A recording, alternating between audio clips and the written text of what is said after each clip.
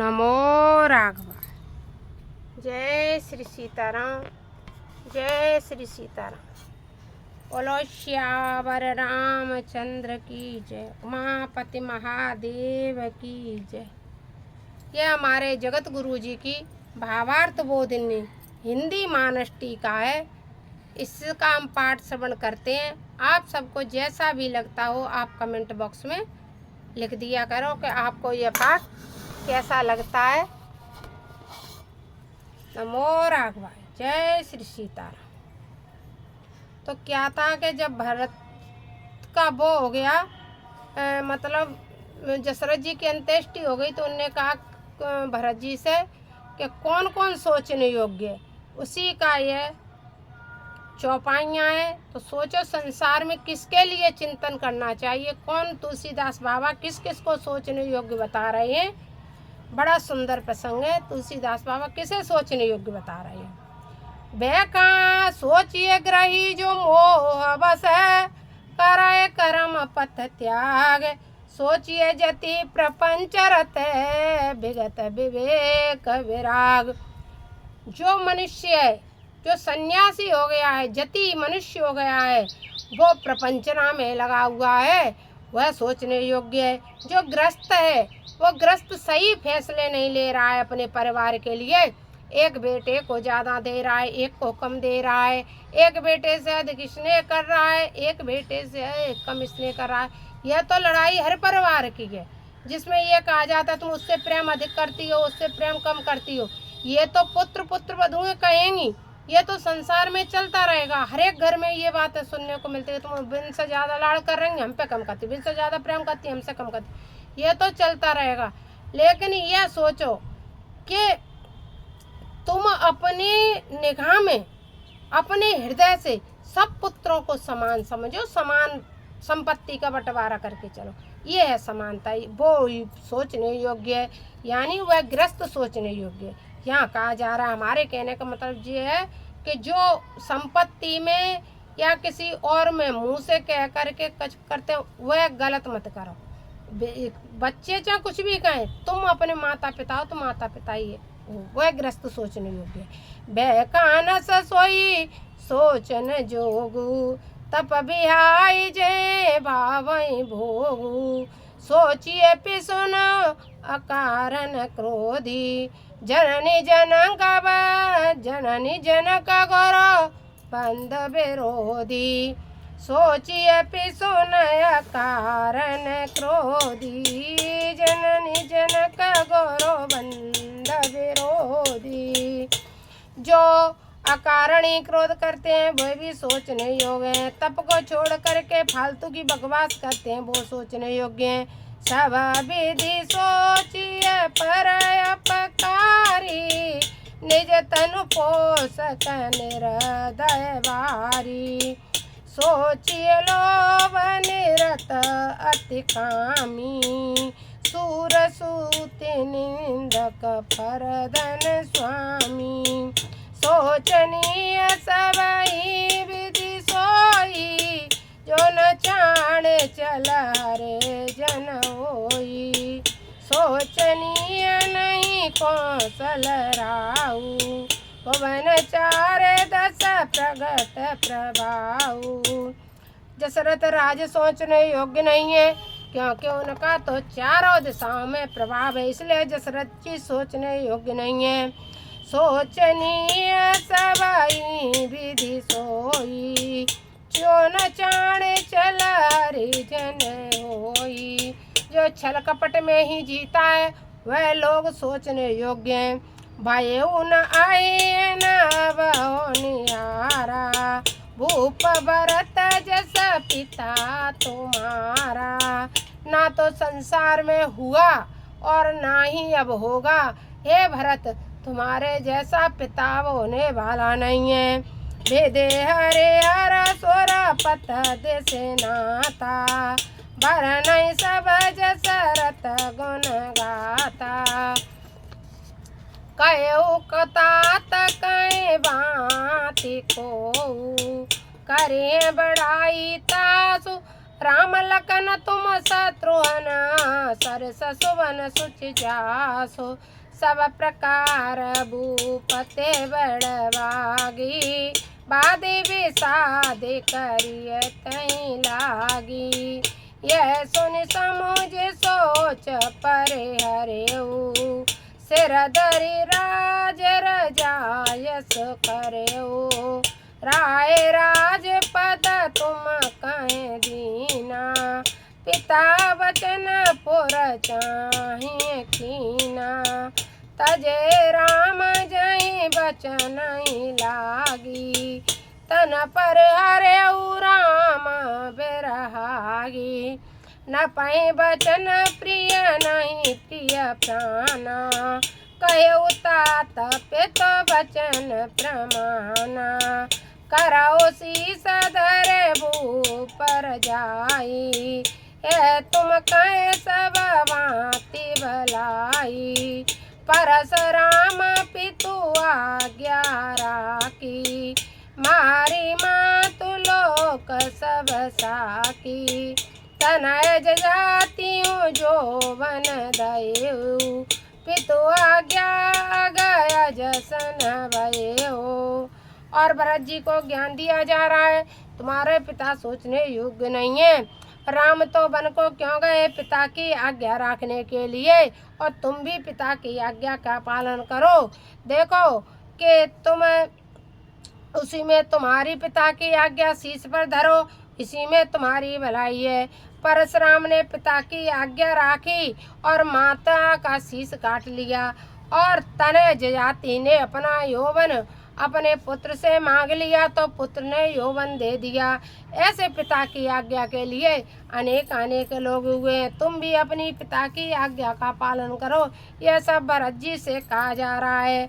अनुचित उचित विचार तजी जे पालय पितुवे ते बाजन सुख सुझ सके बसाए अमर पति सियावर राम जय जय राम।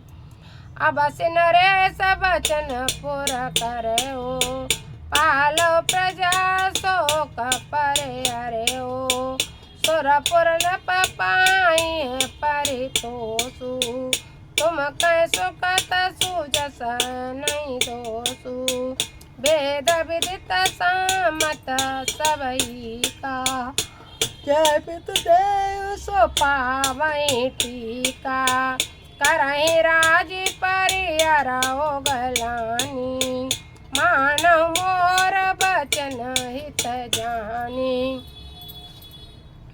सुन सुख लैव राम वैदेही अनुचित कैवन पंडित केई कौशल्यादि सकल महतारी तेहु प्रजा सुख होय सुखारी। हे बेटा, कौशल्यादि सभी मातारी और प्रजा भी सुखी हो जाए। तुम पिता की आज्ञा का पालन करो। मर्म तुम्हार राम सब जाने सो सब विधि तुम सन बल माने।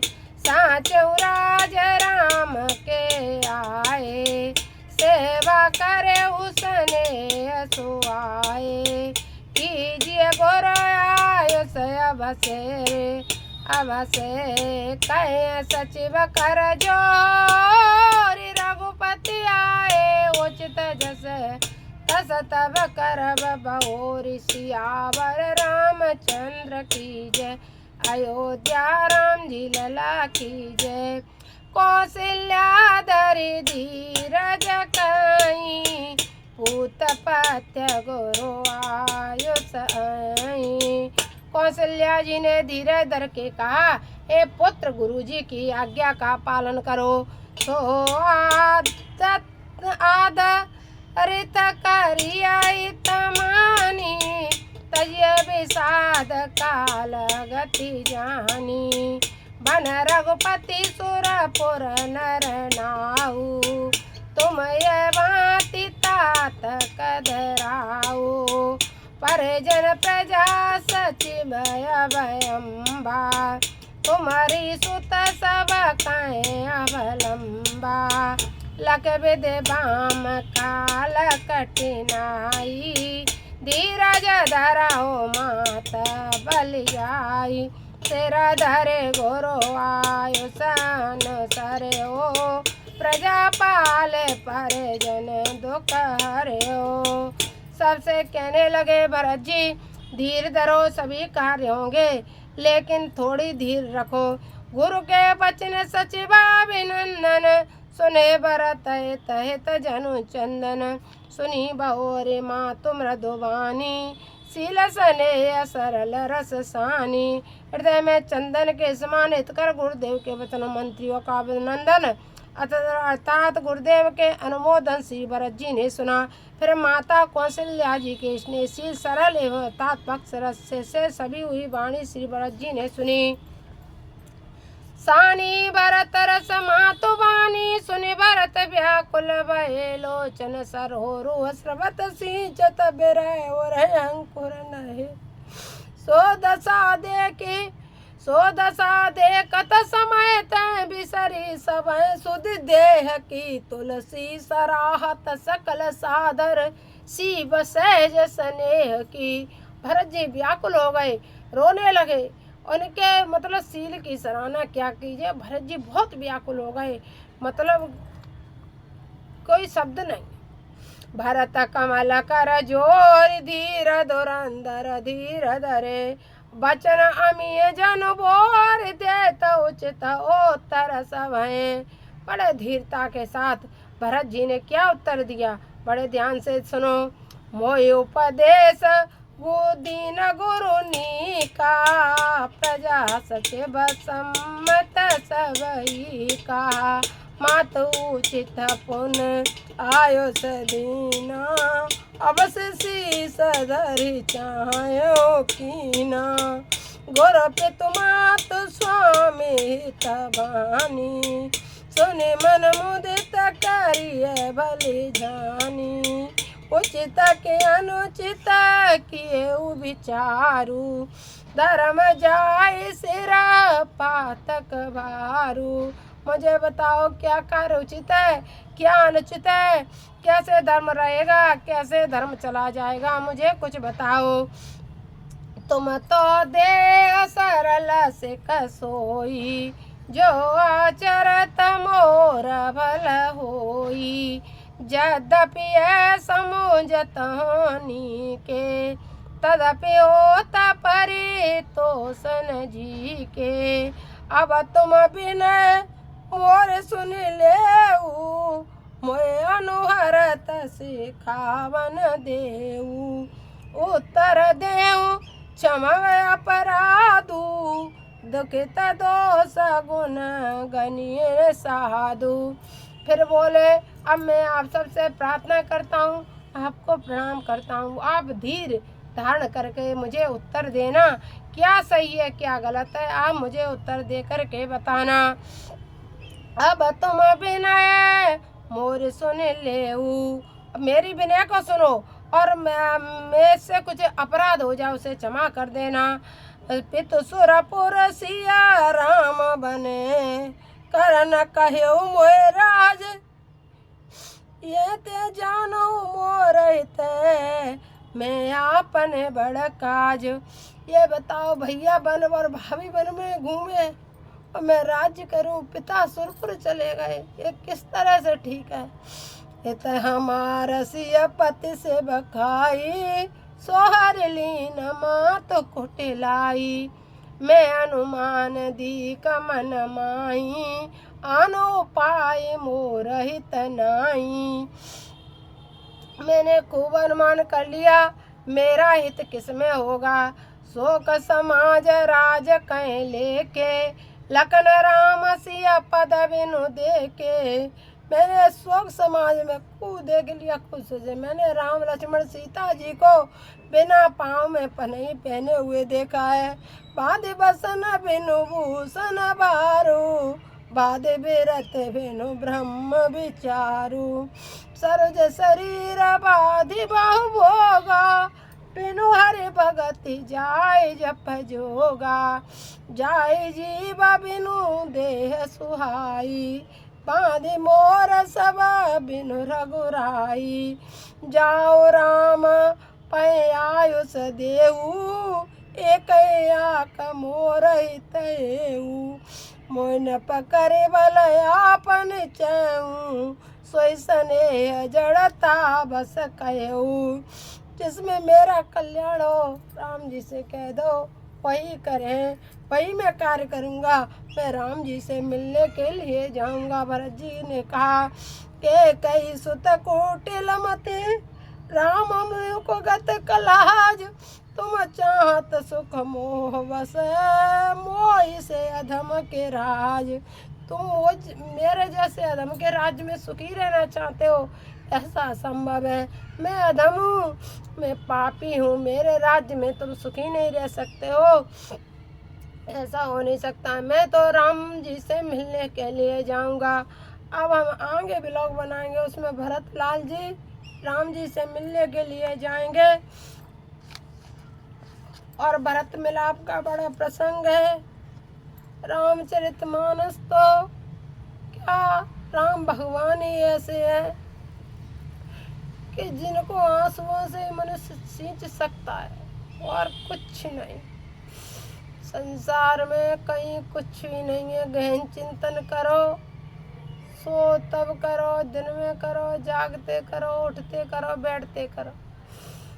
बिना भगवान के संसार में कहीं कुछ भी नहीं, कुछ भी नहीं, कुछ भी नहीं। नमो राखाय गुरुदेव भगवान को प्रणाम हो, जो भगवान की कृपा। आपको यदि यह भरत संवाद अच्छा लगा हो, भरत के वचन अच्छे लगे हों तो लिख देना कमेंट बॉक्स में। श्री हरि नमो राखाय। जय श्री सीताराम।